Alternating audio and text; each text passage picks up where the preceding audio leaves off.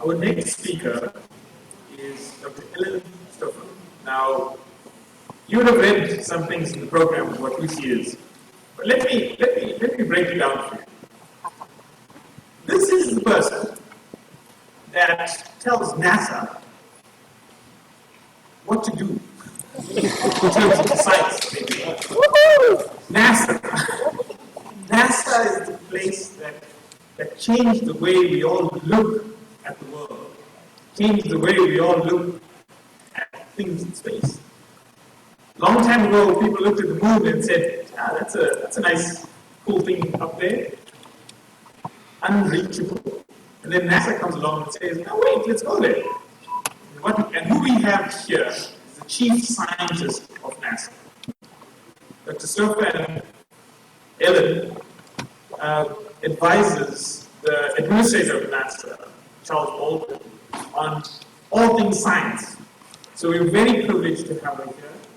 She came with some of her other colleagues at NASA, including an astronaut, including someone in charge of technology at NASA. So we're very grateful for everyone that's here, but in particular tonight, I think we need to give a really big South African welcome to Dr. Ellen Stofan.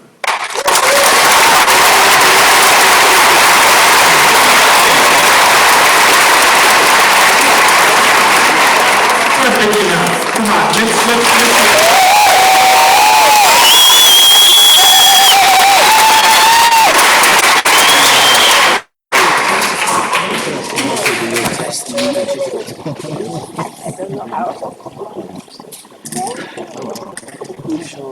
Okay, are you guys ready to hear about space? Yes!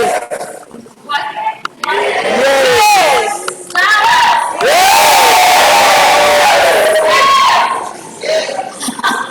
Thank you so much for having me here tonight. I really have been incredibly enjoying Scifest.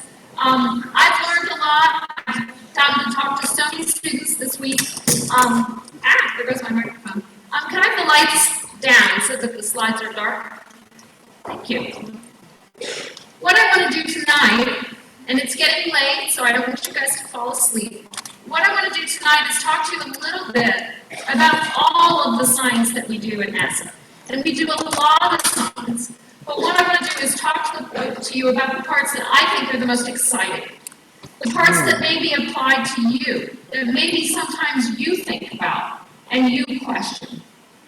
I like to say that at NASA, we look outward, inward, and homeward. Because we do so much science, it's kind of hard to summarize what we do. We look outward as the part you're probably the most familiar with. You might be the most familiar with us launching things like people into space. But we look outward by looking out into the universe, looking at the planets of our solar system, looking at the sun. Looking inward is a part you might be a little less familiar about. And that's how we study the astronauts on the International Space Station. Does anybody know how many astronauts we have up there right now? I heard somebody say 6. Normally we have 6. Right now we have 3. In about a week we're going to launch 3 more astronauts, and then there'll be 6, which is what we normally have. And today we have Katie Coleman, who actually lived on the International Space Station here with us, so I hope you all get a chance to meet her. We look inward because we want to understand the effects of living in microgravity, living in space on the human body, because we want to get humans to go beyond low Earth orbit. We want to send humans to Mars, and it takes 8 months to get there. So we've got to have humans get to Mars healthy so that they can study Mars and learn more about it. So that's the looking inward part. Looking homeward, NASA actually has 19 satellites right now in orbit around Earth, studying every aspect of our planet. Why do we need so many satellites? Because our Earth is so very, very complicated. We have to study the atmosphere, the oceans, winds, sea surface height, the ice caps. So we need all of those, We need all of those satellites to understand how our planet works.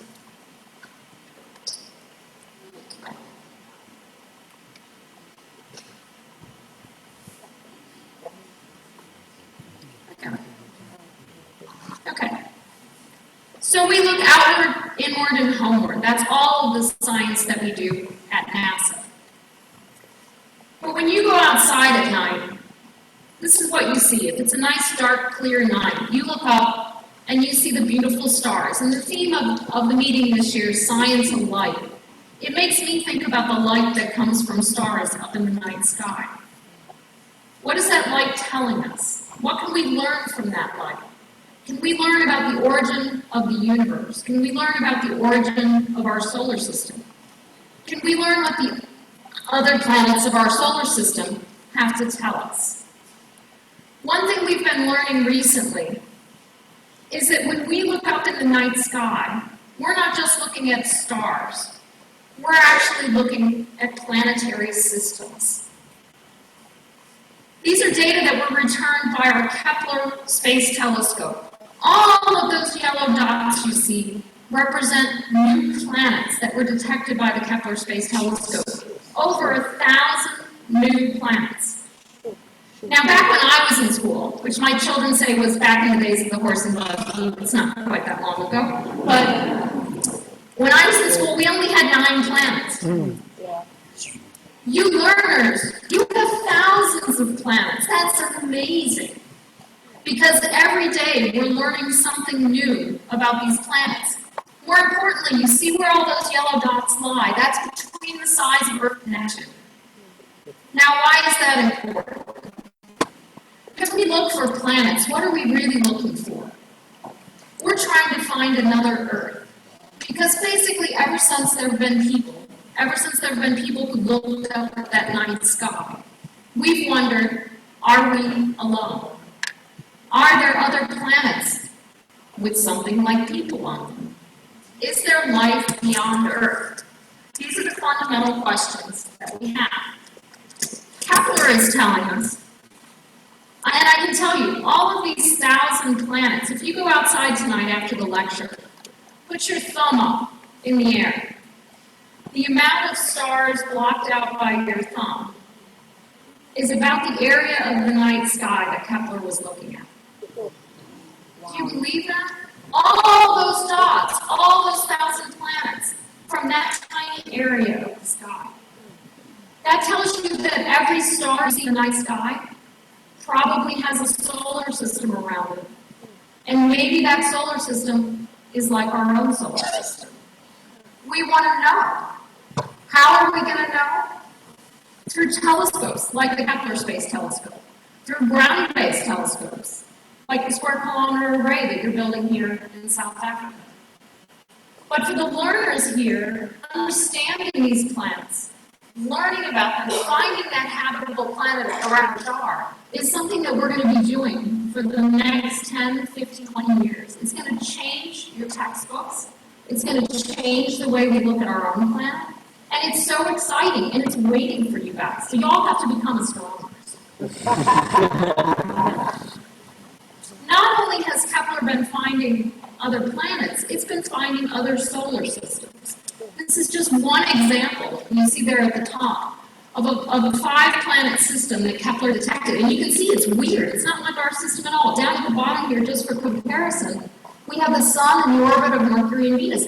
Look, all 5 of those planets are so close to their parent star. Could one of them be habitable? We don't know. We're developing a telescope right now. We're in the middle of building it called the James Webb Space Telescope. It's going to launch in 2018. And it's not just going to look for extrasolar planets, planets around other stars. It's going to look at the atmospheres of those planets around other stars. It's going to say, do they have oxygen? Do they have water in their atmosphere? Do they have carbon dioxide? Do they have methane in their atmosphere? All gases that might tell us it's an Earth-like planet. Really exciting. Now look back at our own solar system, and obviously this isn't to scale, and this would have to go way outwards. These are the 8 planets of our own solar system. Again, for you poor learners in the audience, you guys have 8 planets. When I was a kid, we had 9. Poor Pluto, who's out at the end here, Pluto got declassified as a planet. So depressing. Pluto's a Kuiper Belt object. The Kuiper Belt lies out at the edge of the solar system. The problem is there's actually a whole bunch of Pluto-sized things out there. So if Pluto gets to be a planet, then all its friends get to be a planet, and then pretty soon you got way too many planets and nobody could ever memorize them for the exam, so you should probably be happy there's only 8. But that's the problem. That's how for Pluto, we lost Pluto. But in July of this year, we have a spacecraft called the New Horizons spacecraft that's going to fly right by Pluto. We've never seen the surface of Pluto. We have no idea what the surface looks like. Does it have volcanoes? Is it just covered with craters like the surface of the moon? We don't know. Your guess is as good as mine. So in July of this year, we'll know. So that's exciting. The thing we've been learning from Kepler is that our solar system actually isn't very typical. We always thought the solar systems, well, ours is like this, right? The 4 rocky planets close to the sun, the big gas giants further out. Surely every solar system is just like ours. Turns out we're actually unusual. In so many solar systems we've looked at, these gas giants are actually very close to their sun. There's Jupiter-sized right next to the sun. We've realized planets move around as the solar system evolves. We think now that Jupiter actually started out probably about where Venus is, and then took a walk out. Weird. That's what we're learning from these telescopes. We're learning more and more every day. We're having to rewrite textbooks every day. Now back to that question of, are we alone?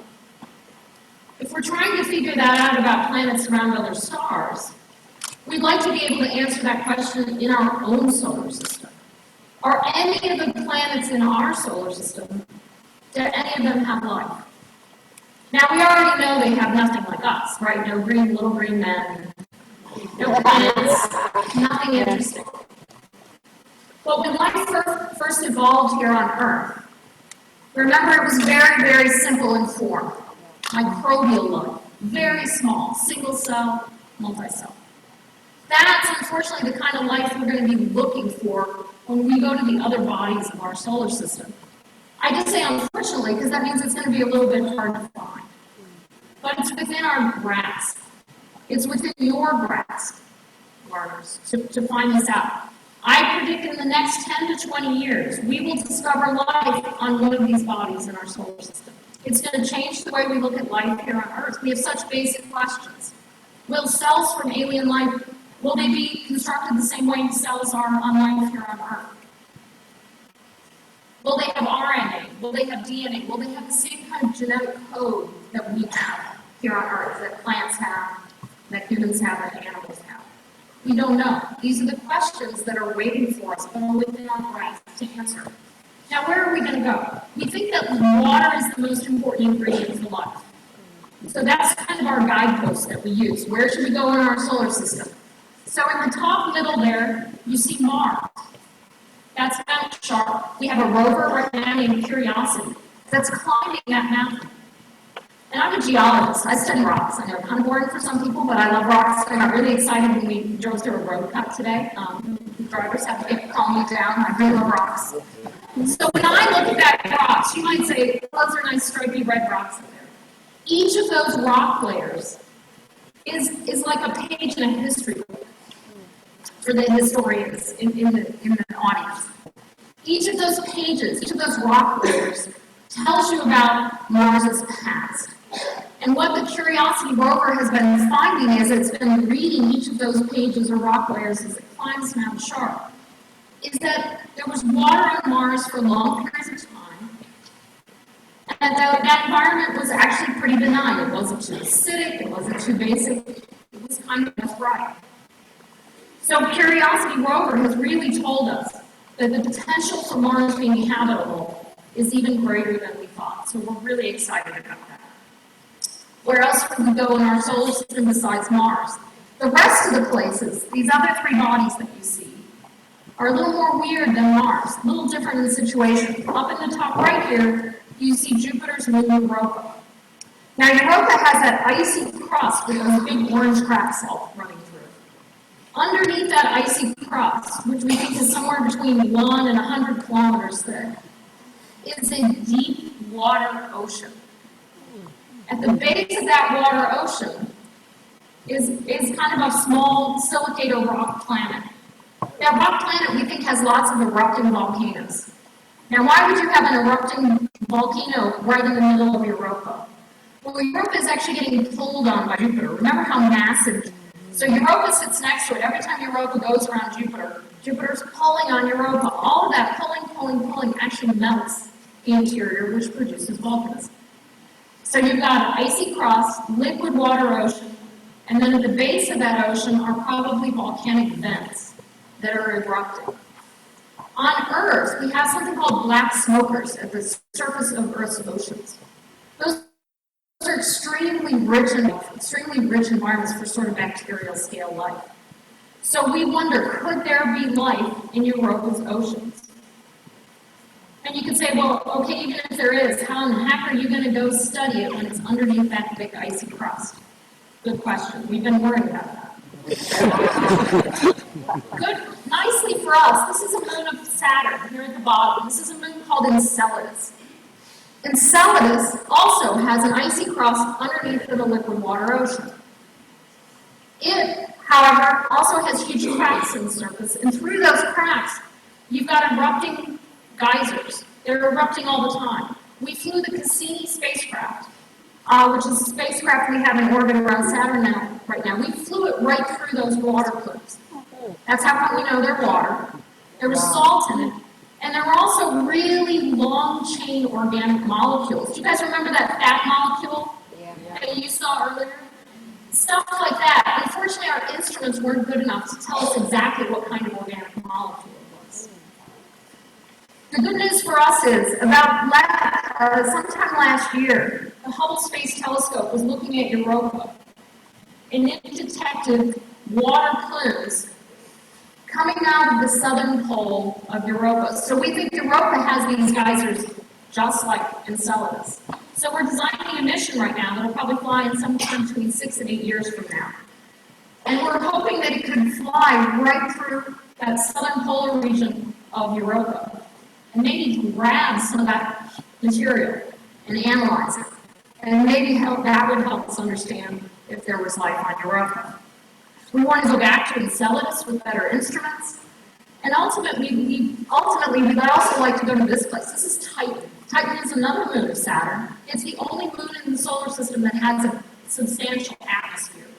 Its atmosphere is mostly made of nitrogen. It rains on Titan. This is sunglint off of the sea, an alien sea. Does that sound romantic? Sunglint off of an alien sea. However, I have to tell you, it's 92 degrees Kelvin on the surface of Titan. That's really cold. I don't know how to put it any better. It's really, really, really, really cold. It's probably a better way to put it. So it's not water in that alien sea. It's liquid methane and ethane. It's basically gasoline. But it behaves just like water. It evaporates up in the atmosphere. It rains down on the surface. So at those temperatures, there's no liquid water on Titan. So you might say, well, wait a minute. You told me a few minutes ago you need liquid water to have life. Well, that's what we think. We don't know that. So Titan would be a really cool place to go and say, what about our assumptions of what life needs?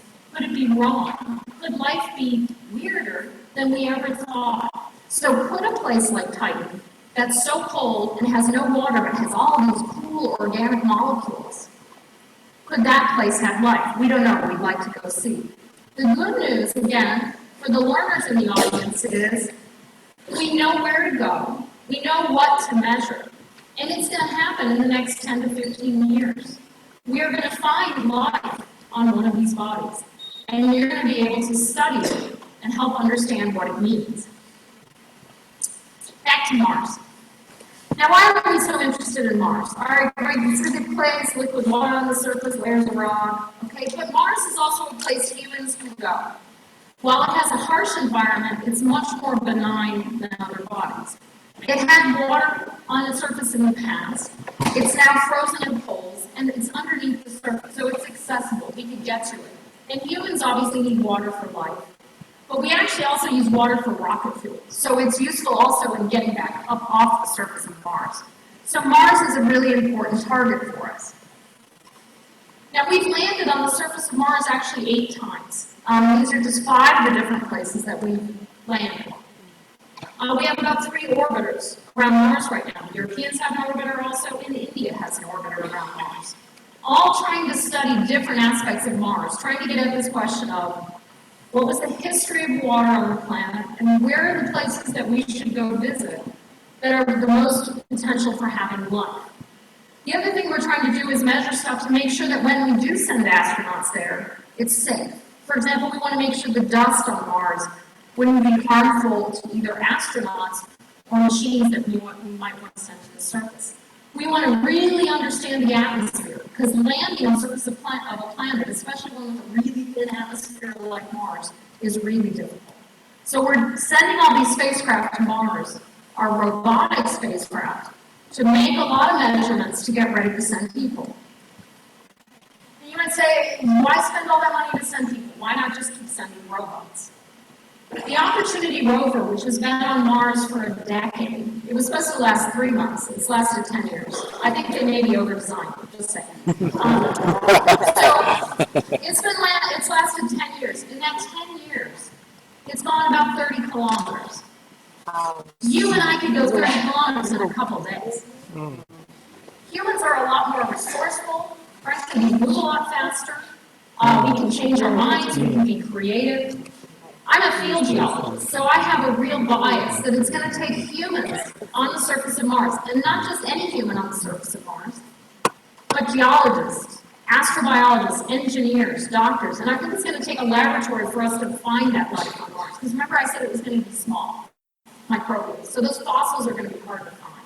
So we're going to ultimately need a laboratory with scientists on the surface of Mars. Now, what are we doing to get ready? Because this sounds really difficult, right? So we have what we call the journey to Mars at NASA. Right now, we're in a phase we call Earth Reliant. We use the International Space Station every day to get ready to send humans to Mars. I mentioned the human health part, and I'll come back to that in a minute, but that's a big focus of what we're doing right now on the International Space Station. In the 2020s, we'll move out to what we call the Proving Ground. That's a region where humans can go in the vicinity of the moon, but they can get home in about 4 days if something goes wrong. It's a way to test technologies, test capabilities, but do it in a way that you say, that didn't work so good, let's go home and figure something new out, without committing to that 8-month journey to go to Mars. And in the meantime, we're still doing all this incredible research at Mars, getting ready to send humans there. Now, the International Space Station is such an important platform, and it's really also, some people have suggested that it should be nominated for a Nobel Peace Prize, because it really shows how the nations of the world can work together, and when they work together, when we work together, we have accomplished amazing things. Like the High Commissioner said, it's so important to do things in partnership. And I've really been negative in the way I've been talking today, and I keep saying NASA, I keep saying we. When I say that, I actually mean the international community of space explorers, because basically anything that NASA does today, we don't do by ourselves. Every single mission we launch has some kind of international partnership on it with our many, many international partners that we work with. On the journey to Mars, there are 16 space agencies around the world that are designing this plan. It's called the Global Exploration Program. You can actually download it off the web. And again, 16 space agencies around the world are involved in it. So what are we doing on the ISS to get ready for Mars? One of the things we're doing is testing new technologies. For example, we just sent a 3D printer up into space. We printed things on the space station. We've now sent them back down to the ground for analysis. Now, why do you want to do that? Remember, 8 months to Mars, 8 months back. You can't take every spare part in the world with you, right? You have to bring an extra spacecraft full of spare parts. And you can't send home for new parts if something breaks. So you're going to need to potentially rely on something like a 3D printer to help you repair your spacecraft if something goes wrong. So we're doing things like that. We're saying, how can we make astronauts living on the space station, how can we become more and more sustainable? So that they could go for long periods of time, whether it's through life support systems, reclaiming water, all of the different aspects of living in space we want them to be able to do without being so reliant on Earth. One of the big issues for humans in space is health. It turns out our bodies are actually really optimized in this 1G environment that we've evolved in. They like it here. You take us out of that environment and things don't work as well. Your immune system loses function, your bone density drops, your muscles waste. And for many of us, that would make us say, I think I'm going to go stay home and watch TV tonight and not go into space. But we have people like Katie here, Katie Coleman, who say, you know what, we can find ways to mitigate those effects, those health effects on astronauts. And we can find a way for astronauts to live in space and stay healthy. And that's what we're doing every day on the International Space Station. When we launch some astronauts in a week, we're actually sending 2 astronauts up who will spend a year in space. Scott Kelly and Mikhail Kornienko, a Russian astronaut and an American astronaut. Most of our astronauts stay up for 6 months or less. So we want to understand some of these health effects that take place. What happens after 6 months? So we're doing a 1-year increment. What's extra cool is that Scott Kelly actually has a twin brother, Mark Kelly, who also used to be a U.S. astronaut. He's agreed to have the same testing done on him that's being done on his brother in space. Now, identical twins, can you imagine that? This is the first ever twin study with one twin on the ground and one in space. Really exciting. We have a lot of scientists involved in this experiment. So we spend a lot of time up on the ISS, again, working on looking at all the risk factors that are taking humans to Mars and trying to work them down. To get to Mars, we also need stuff, right? You need all the kind of things you think about, like rockets, right?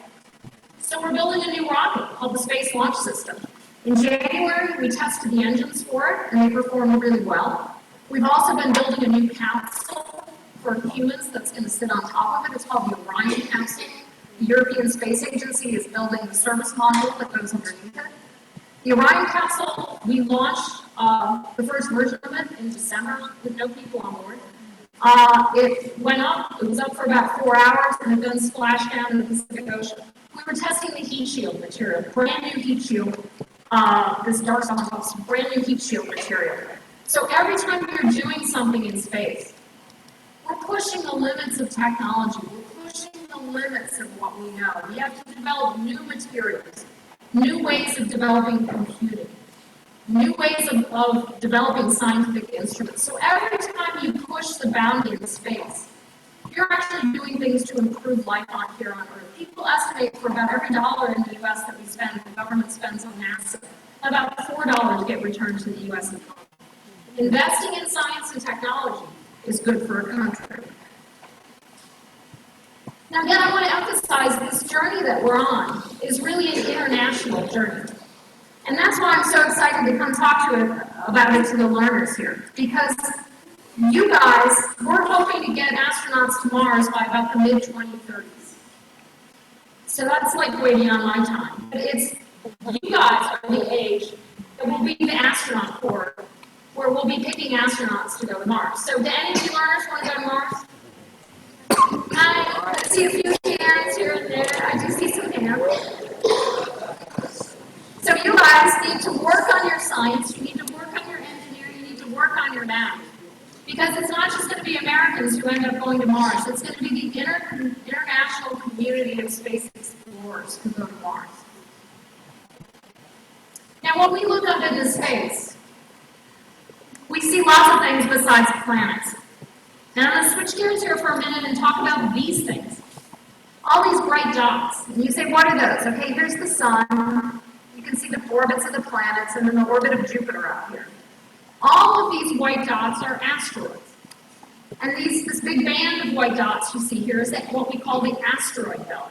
And there's different populations of asteroids. These are the Trojans, the Greeks, and we have different ones. Now what you can't see very well here are all these light-colored dots in here. There's some different family ones, green, red, white.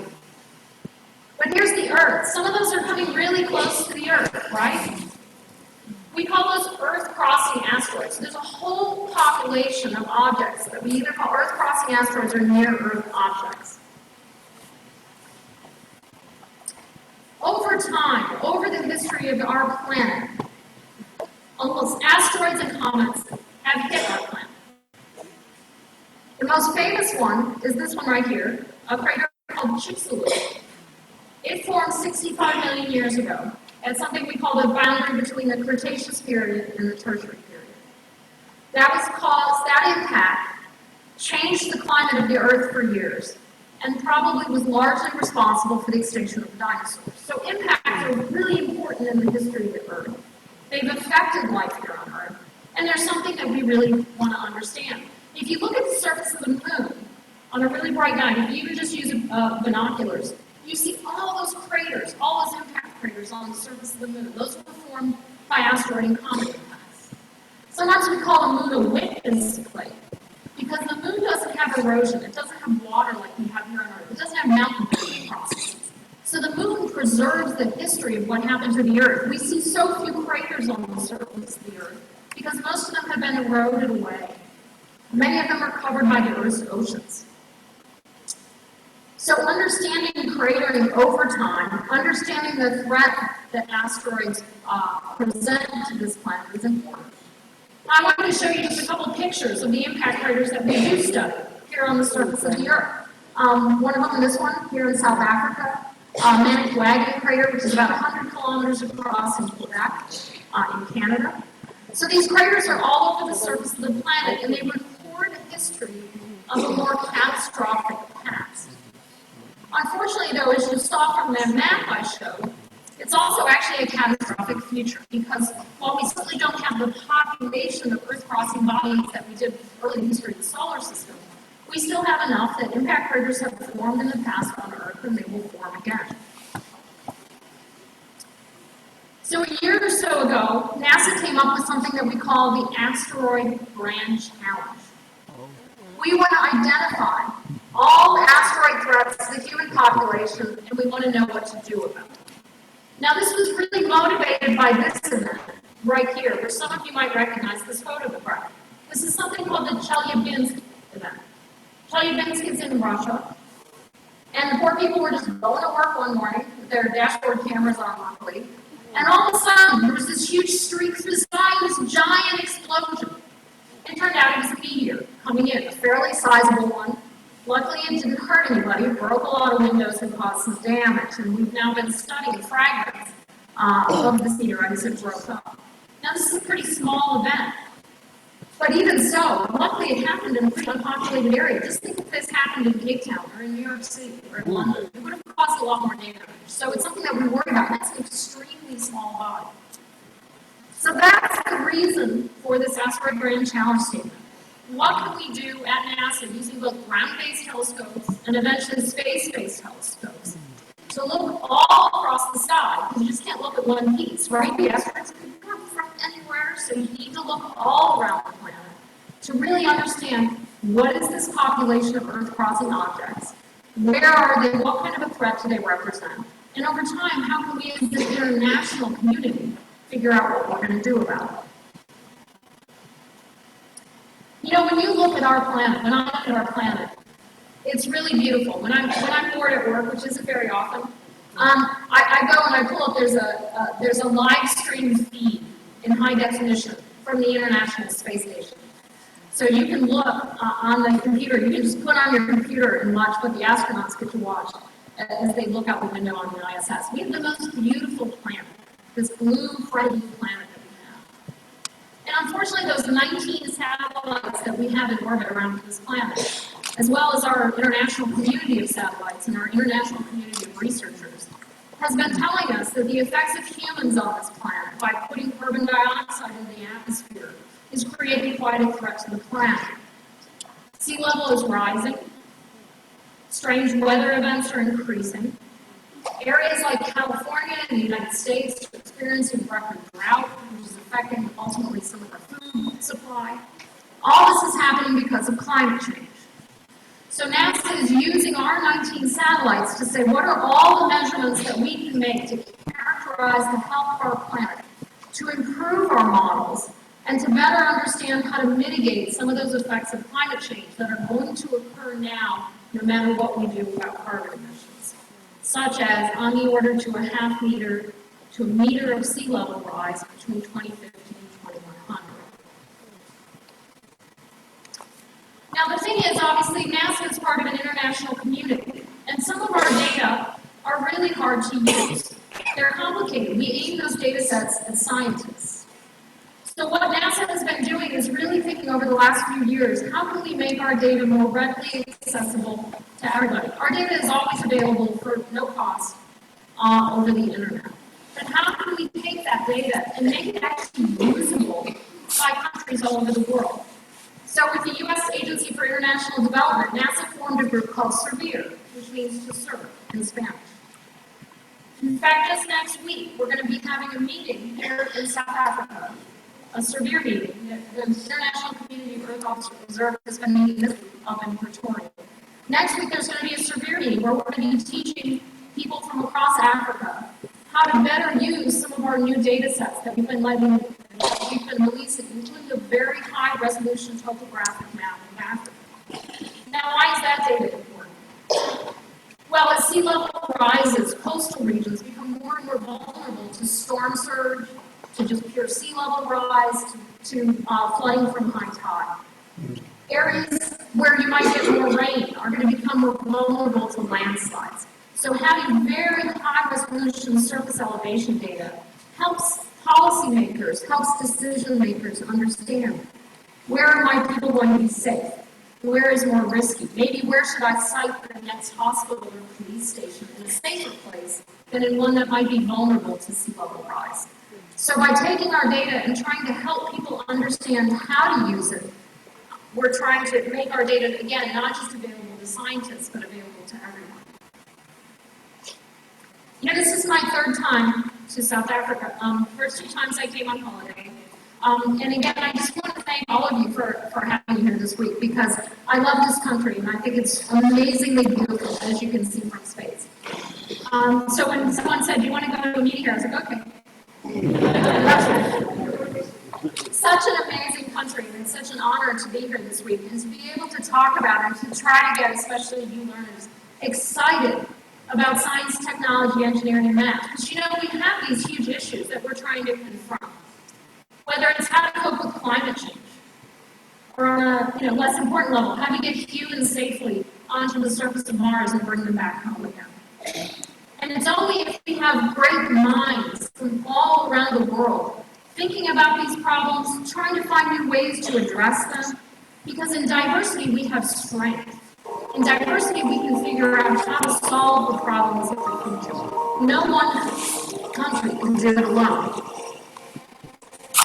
But then, on for any new learners who want to try your hand at being a NASA scientist, we have a website called nasa.gov/solve, where we have citizen science projects. So anybody can help us map numbers. Anybody can help us classify stars to figure out which ones are maybe better targets for having extrasolar planets. And I tell you, they let me do it. I can figure it out in about 5-10 minutes. So if I can do it, anybody can do it. They usually don't let geologists mess with astrophysics. So lots and lots of really fun citizen science projects that everybody around the world do to say, I can help be a NASA scientist too. When I think what I've learned this week at Science Fest, I've seen amazing, innovative things. And then I think back to the innovations we make at NASA, like using the mirrors for the James Webb Space Telescope.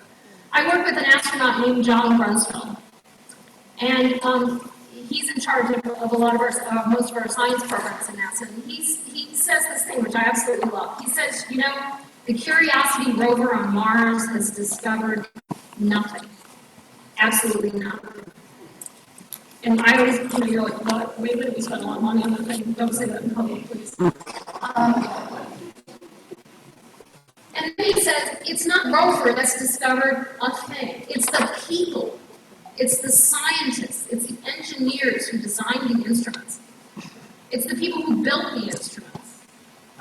It's all the graduate students and learners who are working on the data. Those are who are making the discoveries. Don't say a rover makes a discovery. Talk about the people who make the discovery. And it's innovative people who do things like develop cool mirrors, or who develop things like the bloodhound. That's innovation. And you see that around you here at Scifest. You've gotten to meet explorers here, people who, just through their jobs, whether it's going out and trying to find new natural resources, whether it's trying to solve environmental problems, or whether it's people like Katie who actually get to go explore space. When you do science, you get to make discoveries. I made a lot of discoveries about weird things that burn and make loud noises just today. So all of us have been making discoveries here at Scifest. And I hope, and I think all of us hope, that in doing so, we can inspire the learners here to say, you know what, math is a little bit hard, but I'm going to try hard on that next exam. Because I know that math is a great tool that will help me become an engineer that builds the next cool bridge here in South Africa. I want to be the person who builds the next instrument that'll go up on a South African satellite. I want to be an astronaut on Mars. So Scifest to me has been a wonderful example of how we inspire the next generation of explorers. And I hope you join with us in wanting to explore the solar system. Thank you.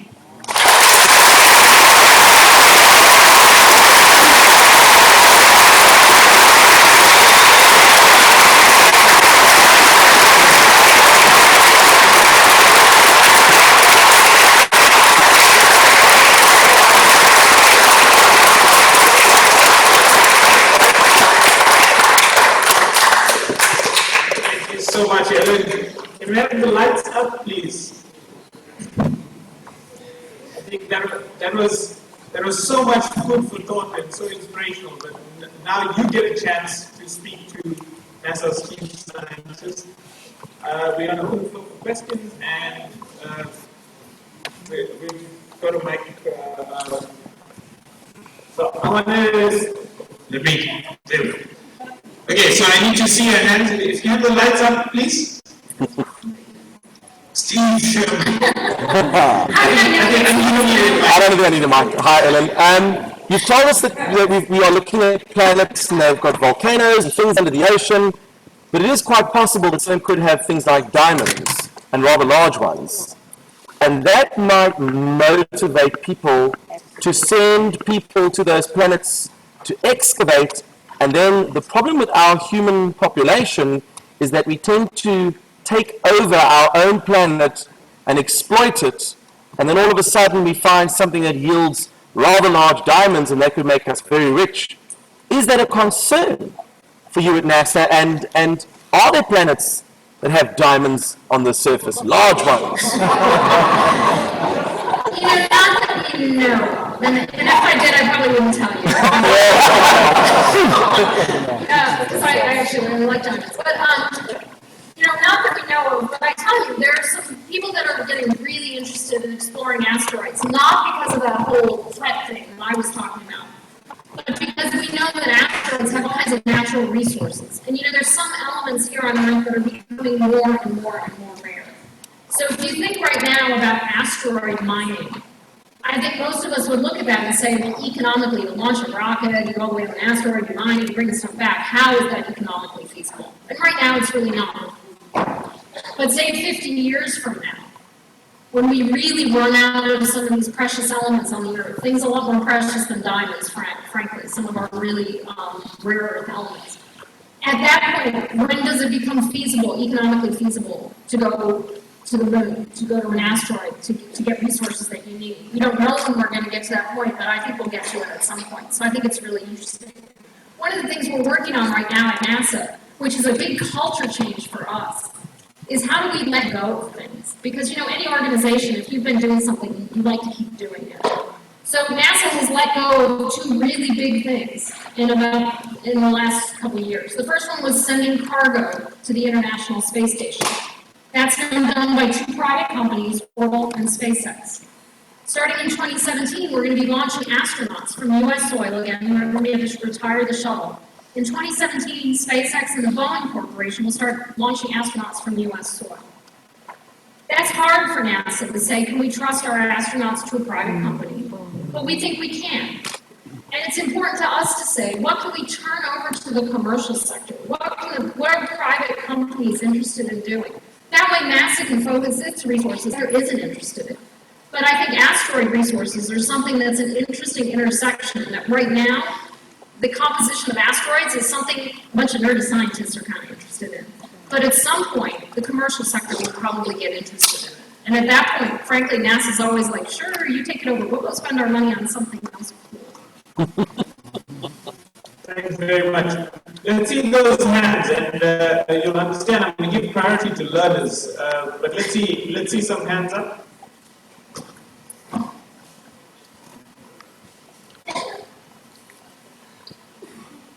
Okay, so thanks so much for the talk. It was really awesome. I apologize for my stutteriness because I'm really nervous asking you a question. Anyway, I'm going to give it my best shot. I don't mind.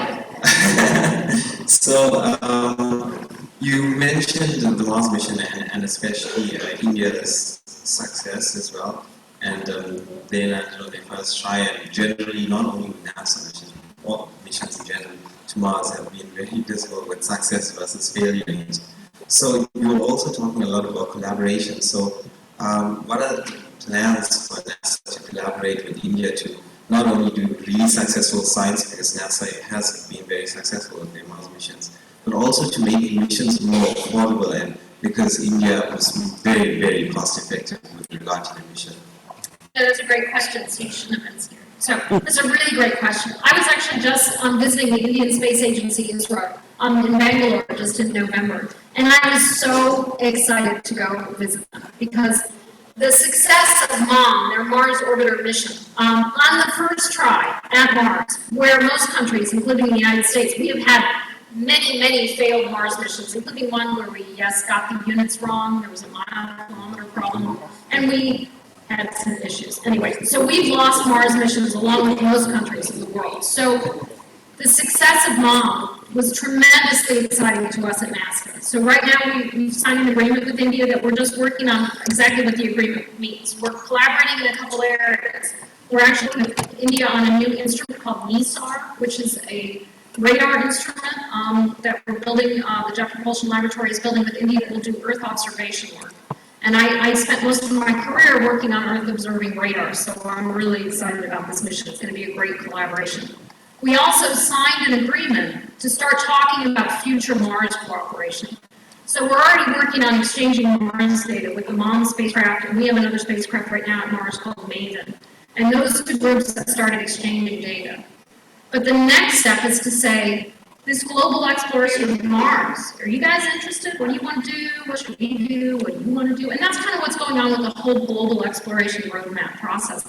All the space agencies of the world are kind of figuring out, what are we going to do? How are we going to do it? And how are we going to do it in a partnership? And that's what we're starting to work on with India, and we're really excited about it. Okay, next. Look, let's have a question from this side. Your hand's been up for a while. Can you shut it up? So the current model seems to be that we do the experiments in space, but we do the data analysis back on Earth. I was wondering what Master's thoughts were on having data scientists up in space, and how you would set up the infrastructure to actually do the analysis. You take Mars and assume too long. Mars communication is an issue. You might think with all the things you have to worry about, like radiation on the way to Mars or human health issues, communication wouldn't be a big issue. But it's already something that we're really worrying about. And one of the technologies we're really looking into is optical communication. Because you can get a lot more information into optical communication than you can at radio frequencies. So that's one of the technologies that we're working on. Optical comm is hard all the way from Mars, but we're working on it because we know, for example, if we have astronauts walking around on the surface of Mars, aren't people here on Earth going to want to see like cool high definition movies of them walking around Mars? Yes. So how are we going to get that kind of video feed? How are we going to get that kind of data back? So high efficiency, high bandwidth data links from space are something we've actually worked on. We tested a couple years ago with a spacecraft called LADEE, our first optical communication from the moon to the Earth.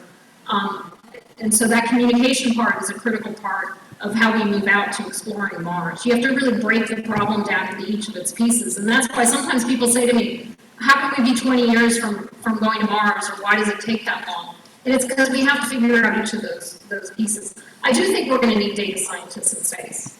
One of the things I'm really excited about is we're really looking at what's the next step in low Earth orbit. Right now, low Earth orbit, which is where the International Space Station is, it's a place where commercial companies primarily have communication satellites, and governments do things like operate most of our Earth observation satellites in the International Space Station.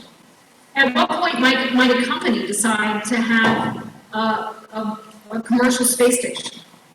We don't know, but that's one of the things we're kind of poking at NASA. We're starting to talk to a lot of private industry and say, are you guys ever interested in doing more commercially in low Earth orbit? Because we'd love to turn some of that over to the commercial sector if we can get them interested. Certainly Earth observations with small companies like Planet Labs. There are companies in the UK interested in this, companies in Switzerland interested.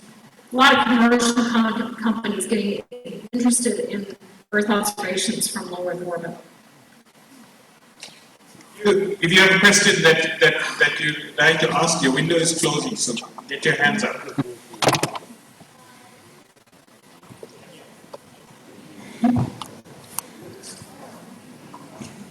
Hi, I'm Alexa Geek. Hi, Joe. I'm going to ask about CALPA. You said that CALPA is a navigation system that finds other planets or other galaxies. So is there going to be more galaxies unknown that are going to add to more galaxies that are unknown? That's a great question. So the Kepler Space Telescope, sadly enough, is actually literally on its last legs. We actually lost one of the controlling mechanisms. So right now we're having to point Kepler just at one point in the sky. We're still discovering new extrasolar planets. There's 2 missions coming up. One's a Swiss mission, and then there's a U.S. mission called the Transiting Exoplanet Survey Satellite. So we're already planning the next satellites to look for more new planets. So I'd say in the next maybe 5 to 6 years, our space-based telescopes are going to start finding probably on the order of a habitable planet a month. So that's amazing. In terms of looking at new galaxies, that's why we're so excited about the James Webb Space Telescope, because it's going to look deeper in space, which means deeper in time, because the further you look into space, the deeper you're looking into time. Back to the earliest time periods after the Big Bang. James Webb is such an amazing telescope. When the Hubble Space Telescope looked at the darkest area of the night sky that we could find, and it pointed it at it and pointed at it and pointed at it for a long time. It was an area that looked empty. When the image came back, it's my favorite image. It's called the Hubble Deep Field image. It's covered with, I talk like a 3-year-old, little baby galaxies. There's just all these little cute little spiral galaxies. There's zillions of galaxies in this image. So when the James Webb Space Telescope looks deeper and deeper into that deep field, we're going to be discovering thousands of new galaxies. So exciting. You guys get to be involved in this. The time window for questions is closing. Now we base it on enthusiasm. Come on. Who's the most enthusiastic hand?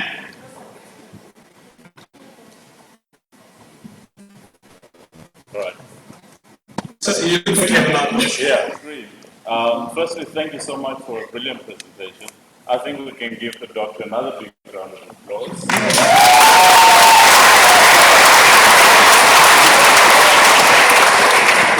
What I come across as a very positive person who believes in possibility.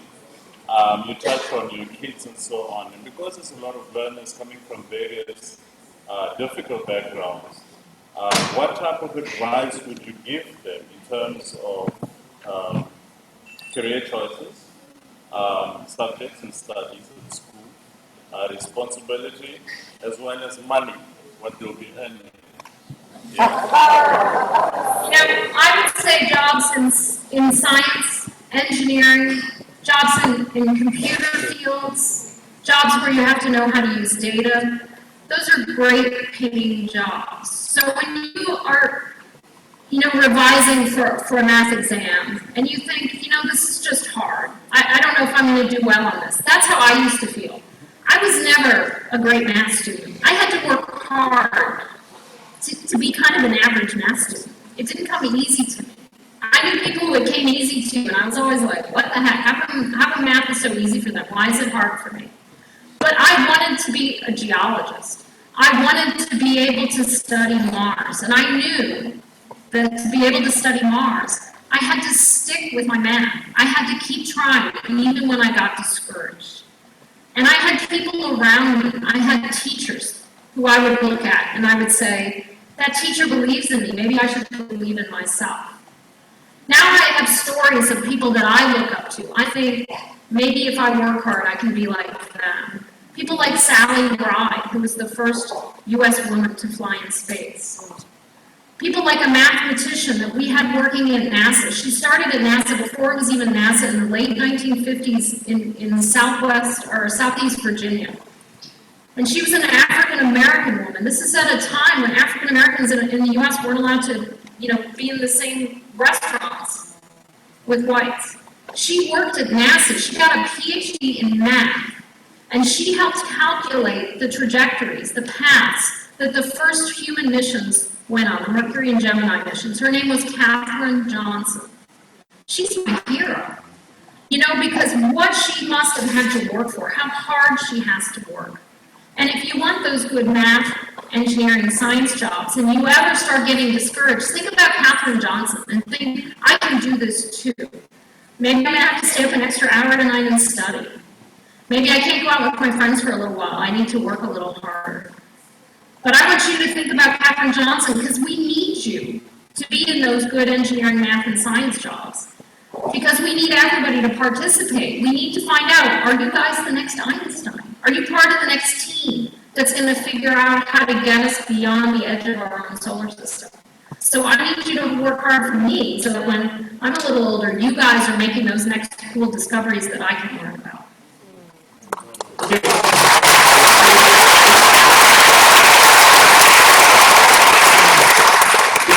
If you wonder what the smoke is, it's time to close up. So I'm taking one last question before we round up. I saw a very enthusiastic hand up there. Ask your question and then we're going to round up then. Hi, I'm Jacobs from Kennedy High School in Untitled. I'd like to ask, I'm sure you all do know that there are many Einsteins out there that are not financially stable, that cannot support themselves to study further and become the next Einstein. I'd like to ask, what is science and technology or NASA doing to support those children or finance those children to become the next Einstein? This is a problem not just in South Africa, but in so many countries in the world, that the people who might be the next Einstein maybe have financial difficulties that prevents them. And I would say, be really creative in looking, because there are many companies that offer bursaries or scholarships. You have to do well in school. So if you want to be able to qualify for those scholarships or bursaries, you have to do well. So that's another reason to say, you know what, I'm going to have to go that extra mile, that extra kilometer to really study hard. Because to qualify for some of the aid that you can potentially get, financial aid, you need to have good marks. And so I really need you guys to work hard to think about how can I qualify for some of that financial aid that is out there. It's hard to find, but I really urge you to look into it and to talk to a school or a university and say, how can you help me because I am worth helping? And you'll often find that if you have that confidence, you have that positive attitude, people will find a way to help you. So good luck.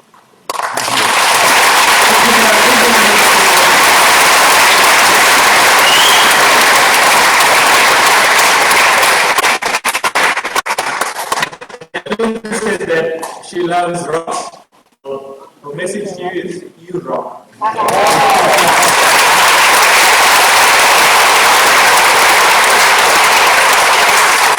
on, you can do better than that. Let's say that.